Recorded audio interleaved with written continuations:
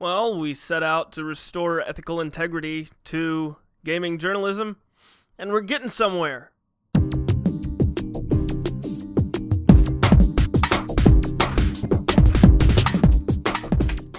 On the 29th of December, IGN made its code of ethics public. On its page, it has the standards and practices under the wikis. And this all went down during all the other shit that was happening with Gawker and all those other websites.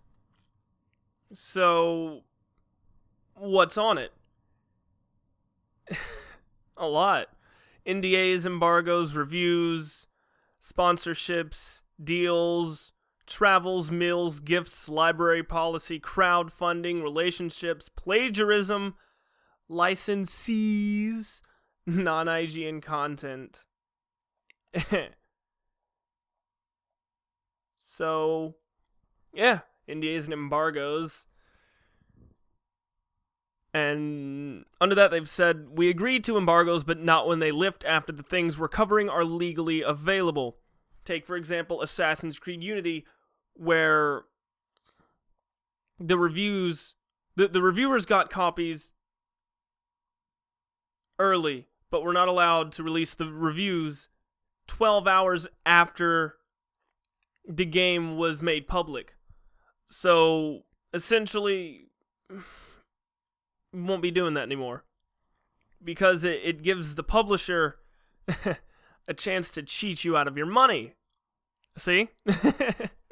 Which is not good for anyone. Because as far as reviews went, the game scored pretty badly, and if that would have come out prior to or on the second of release, that game would not have sold as many as it did.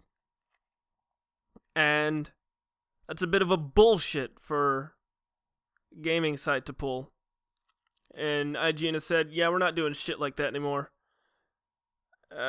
Sorry. Yeah. And under reviews, they've said, IGN's opinions are not for sale. And essentially, you're not buying our tongues or our fingers. We're not going to take your bribes. We're not going to say what you want us to say.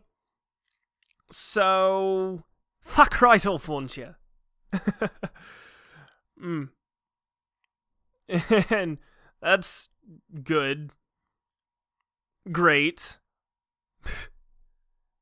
And the rest of it says they are managed entirely by the editorial teams and the review opinion is separate from publisher relations. Fantiddlyastic. And we can go on to things like relationships. Gonna quote another thing. If someone at IGN develops a relationship with an industry contact that extends beyond a professional friendship, he or she must disclose that to the editorial managers who will determine whether or not that employee should be permitted to cover their friends' projects. If we determine that employee can still cover the project fairly, that personal relationship will be disclosed to our users. So essentially, we're going to look them over. If they're pals with whoever's publishing this or made this. And if we find that they aren't willing to cheat you out of honesty and they are going to give you the honest truth and not just bullshit their way through it to enhance their relationship with the person that they're reviewing or talking about. And That's good. And it's great that we're going along further, and that we're actually getting somewhere with this this movement, I guess.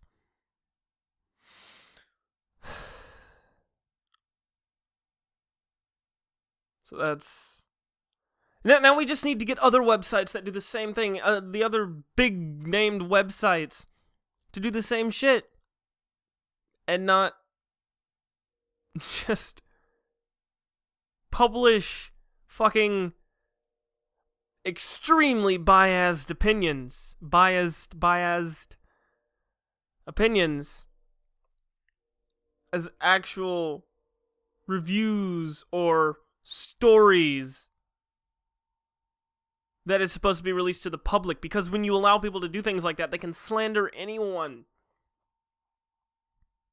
And I realize some of the websites don't, some of the owners may not like this, that their employees are doing this kind of thing, but sometimes they don't know, and when they do find out, I don't know what they do. But I guess it depends on the site owner's point of perspective on the whole issue of whether they're just as biased and prefer this. Either way, it's bullshit. But yeah. Kudos to you, IGN. Keep being fucking IGN, because I don't know what your acronym stands for.